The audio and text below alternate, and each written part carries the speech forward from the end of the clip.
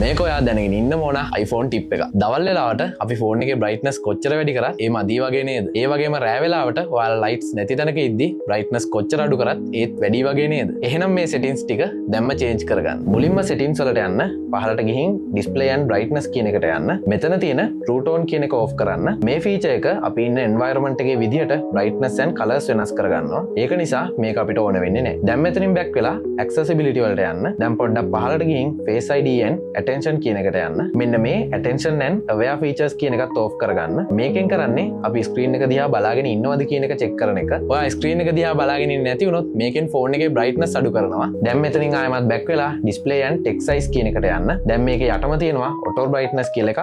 ඒකත් off කරලා තියාගන්න. දැන් අපි බලමු රෑ වෙලාවට brightness තවත් අඩු කරගන්නේ කොහොමද කියලා. ආයෙමත් settings වලට යන්න. මෙතනින් accessibility වලට යන්න. ආයෙමත් display and text size කියන එකට යන්න. දැන් මෙතන තියෙනවා reduce white point කියලා එකක්. ඒක on කරගන්න.